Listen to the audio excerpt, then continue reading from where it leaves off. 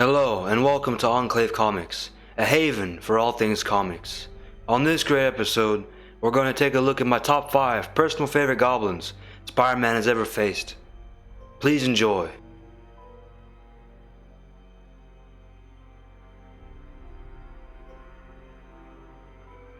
Number 5. Ultimate Goblin. As all comic fans know, the Ultimate Universe was created in 2000 to reboot all Marvel continuity into the modern age. All characters were altered, some more than others. One of the biggest alterations was to Spider-Man's nemesis, the Green Goblin, aka Norman Osborn. While he remains head of Oscorp and is still the father of Harry, a key difference from the 616 universe is Norman is responsible for the creation of Spider-Man. By creating the genetically modified spiders, which he uses alongside other chemicals to create the Oz serum, so that he can create an army of super soldiers for the military. He ultimately tests the serum on himself first, and that's never a good idea. He kills his wife Martha and becomes Parker's most hated enemy. When discussing Ultimate Goblin, it's impossible not to mention his redesign. Gone are the pumpkin bombs, goblin armor, and glider. This is replaced by a monstrous phenotype akin to a demon with horns, and the ability of pyrokinesis. It was quite ambitious for Brian Michael Bendis to go for such a departure, but it fit the Ultimate world very well. Of course, this design has nothing on the 616 version. You just can't go wrong with that look. However, this goblin definitely is no fluke, as he assembled the Sinister Six in the Ultimate Universe, and with their aid, successfully killed Spider-Man once and for all. A moment no comic book fan could ever forget. Number 4. Demo Goblin. Created in 1989 by Gary Conway and Sal Buscema during the X-Men storyline Inferno. Perhaps someday I will talk about that story on this channel. Anyways, originally, the Demo Goblin was bonded to Jake Massendale, aka the second Hobgoblin, by the demon Nerastra.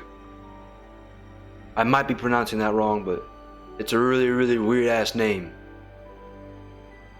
Massendale is an ex-mercenary tired of being embarrassed by losing to Spider-Man again and again.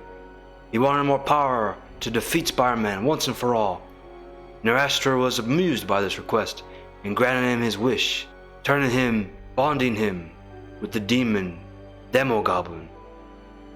But in the 6-parter, The Name of the Rose, the Hobgoblin is imprisoned and is totally mentally broken as his human side is in conflict with his demon half. Due to his fight with Spider-Man and Ghost Rider, whose hellfire jump-started a physical reaction in the demon. Because after all, Ghost Rider's powers originate from Zarathos, the demon. He later breaks out and goes after Spider-Man, and while they battle out, Jake struggles with his demon side, and the creature finally breaks free from him in ghastly fashion. Thus, the true Demo Goblin is born. Demo Goblin then decides that he will be an agent of vengeance, free from Jason's human form, against all those who have sinned, including Hobgoblin. He then goes on a crusade to murder Massendale. Spider-Man is nearby, so the two join against him, but Demo Goblin also has some help from Doppelganger. Spidey and Hobgoblin defeat them both, but the demon flies away. Goblin returns as a bloodlust-filled murderer along with Doppelganger and Carnage in the famous Maximum Carnage storyline. You'll definitely see me talk about that storyline one day as well. We don't see Demo Goblin return until the 4-part storyline Beware the Rage of a Desperate Man by Howard Mackey, where Demo Goblin once again tries to get rid of Hobgoblin once and for all, declaring that the two share a bond that can only be broken by death. But after his first altercation with Hobgoblin, Spider-Man defeats him, and Demo states that he forgives Goblin, as they are more than brothers. Unfortunately, Hobgoblin doesn't see it this way, and later gains enhanced strength from Kraven the Hunter's son, Dimitri, in exchange for his father's journal. Armed with enhanced power, Hobgoblin now can kill 2 birds with one stone. The three have one final battle, and it results in Demogoblin showing just how caring he can be in the most powerful of ways, proving that not all demons are evil, even if they did terrible things before. And man, did Demogoblin do some terrible things before this. Now here is a surprise character, a demon that once bonded to such a psycho like the second Hobgoblin. I just adore this character, starting off with his creepy design. You must love the way he looks, his long monstrous tongue, his awesome garbs and hood, his fierce claws, and of course his awesome flaming magical glider, making him a great foe of magical heroes like Ghost Rider. But magical knowledge isn't the only aspect that makes this goblin unique. It's his desire to rid the world of sin. Demogoblin really brings up a lot of good points to why killing criminals is superior to sparing them like Spider-Man always does. Characters that make the hero question their own philosophy are always welcome. Problem is that he's killed several teens with no mercy. He views any sort of sin as evil, and everyone knows how sin is a part of humanity. It seems only pure children are safe from his wrath. Regardless, a fantastic goblin that is wholly unique. Number 3, Green Goblin, Harry Osborn. From a demon to a character who means everything to Peter Parker, created by Stan Lee and Steve Ditko in 1965, Harry Osborn, aka the second Green Goblin, originally appeared as Peter's best friend, as we all know, until the final battle between the first Green Goblin versus Spider-Man during the infamous storyline The Death of Gwen Stacy by Gary Conway saw Osborn dying by his own glider. Harry, struggling to overcome his LSD-inducing mental breakdown, couldn't take what had happened and eventually learned Spider-Man's true identity and became the next Green Goblin. In the story The Return of the Green Goblin, also by good old Gary Conway, Harry kidnapped Peter's closest family and friends, Mary Jane, Aunt May, and Flash Thompson, who at this point in time became Peter's friend. Harry then tells Spider-Man that only one of the chairs they were strapped to was rigged with a bomb. Spider-Man chooses to go to Aunt May first, and thankfully, he picked right and blew up the bomb, saving all his family and friends, foiling Harry's horrible plan. Harry, after being arrested, screamed that he knew Spider-Man's true identity, as he was the Green Goblin, but no one believed him, and he was sent to the mental institution for treatment. Peter was always at his side despite it all though, as the true friend he is. Replacing the original Green Goblin seemed like a near impossible feat. However, Conway did it perfectly and made Harry as menacing as his father. Of course, he was never better than him, but he still plotted quite well against the Wallcrawler. Fantastically, Osborn managed to reform, marry, have a child, and even become a ghoulish hero, bringing the Goblin into a new territory never before seen. Sometime, our favorite web-slinging hero can still get his best buddy back, even through thick and thin. Number 2, Hobgoblin.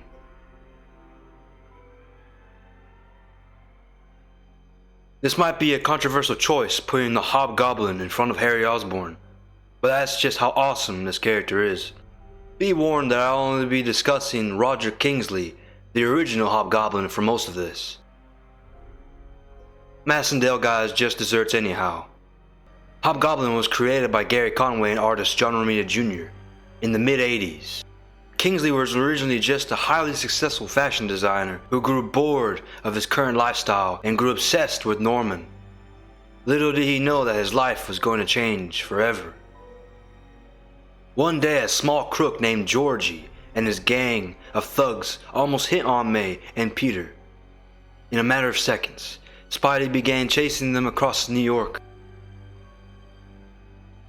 The chase ended with Spider-Man crashing their car and defeating most of the criminals, except for Georgie, who fled into the sewers. Spidey thought that since he was a small-time crook, the cops would just arrest him themselves. Spidey would soon realize just how badly he messed up. Georgie explored the smelly sewers and stumbled upon the location of one of Osborn's secret layers filled with his goblin gadgets.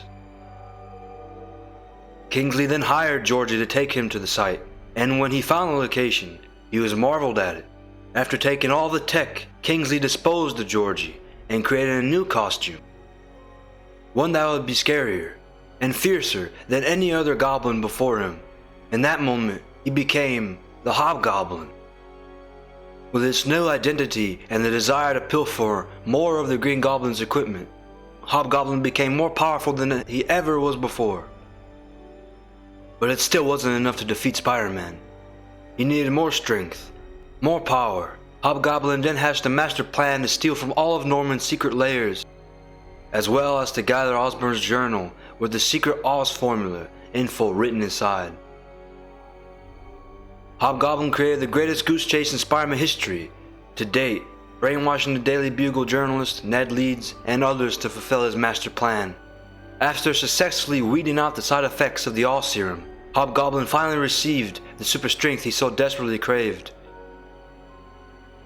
But was it enough to take over New York's crime families, or especially to defeat Spider-Man? You read the story for yourself. This is perhaps the craziest Goblin-related story ever told. It took over 6 issues to tell, and the secret of the Hobgoblin's identity was shrouded in mystery for 14 years. That wait would have drove me mad. You have to admire the genius of Kingsley. For a former fashion designer, he really was a smart guy. Also a nut job too, who would kill anyone who got in his way. He even got the Kingpin on his bad side. That's how you know this guy meant business. Only problem with this story is that his identity wasn't revealed in it. It was only found out in the storyline Hobgoblin Lives, also written by the talented Roger Stern. Another con is his fixation with Norman is never truly explained. But it doesn't matter, I guess. Boredom can do horrible things to people. Hobgoblin will forever be a villain to behold, not just for that brilliant design and awesome hood/cape, but for the challenge he gave Spider-Man. And finally, number 1, Green Goblin, Norman Osborn.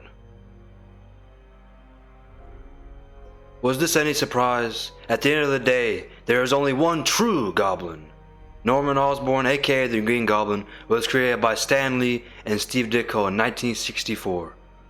Although no clear origin was given until the 80s by J.M. DeMatteis and then by other writers. But we'll just focus on several accounts rather than one book. Osborn's history really is quite messy. Osborn was raised by his parents, who were very wealthy and powerful businessmen, but then his father lost all their fortune and lost control of himself, abusing Norman as a child and causing his son to become depressed and get closer with his mother. He also murders the family dog in response to the loss of their fortune, a strange way to cope with his father. Norman also feared the mask of the Goblin as a child. Years later, he became a powerful scientist/businessman who wouldn't let anyone tell him no. Even his former professor Mendel Strum, who helped him start the company, Oscorp, was fired by Norman after he took the Oz serum they developed together for the military, or himself. Later, almost as punishment for his sins, Osborn lost his wife while Harry was just 1 year old, which further drowned him in his work, neglecting his son. Nonetheless, he was an inspiration to a child, Peter Parker. Well, all that changed when he had an accident with the Oz serum that he and Strum developed together. He wouldn't have even survived if not for Harry. However, he gained increased strength proportionate to Spider-Man, enhanced intellect and reflexes, but with a side of insanity, causing Norman to develop a second personality, the Green Goblin, turning his fear into the nemesis of Spider-Man. They battled for years. He even learned of Spider-Man's true identity as Peter Parker. They then battled once again, resulting in the Goblin getting amnesia from Spider-Man. It wasn't until the seminal storyline, The Death of Gwen Stacy, where Norman went off the deep end with his company failing and his son putting himself in an LSD-induced mental breakdown. Osborn couldn't take it anymore. Then he remembered that he was the Green Goblin and vowed to get revenge on Spider-Man for what he did to him. Goblin kidnaps Gwen Stacy and takes her to the top of a bridge. Spider-Man fights and does everything he can to save her, but Goblin manages to overpower Peter and drops her off the bridge. Spidey narrowly catches her with his webbing, but it's too late. The shock of the webbing and the fall caused Gwen's neck to snap. Spider-Man is distraught and almost murders the Green Goblin. Osborn then flies off to an alleyway, and the two have one final battle together, where Norman is killed by his own glider, ending their insane rivalry. Or so it seemed. No Spider-Man villain has ever hurt Spider-Man's loved ones more than Norman Osborn has. He is the truest form of evil Spidey has ever faced, and to think that this specific book changed comics forever. The writers didn't even want to reveal the title of the story till the end, to avoid spoiling the morbid surprise. All these goblins I discussed here today wouldn't have ever existed without this book, without Norman. The death of Osborn impacted Spider-Man's life in such a big way. Yes, they might have resurrected the character in the 90s, but there hasn't been a story quite like this one in a long, long time. Perhaps that's the curse of the Goblin right there. But some things can last after all, and the Green Goblin is the perfect example of that.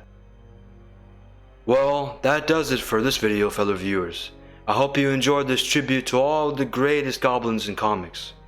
Otherwise, take care, and please like, comment, and subscribe.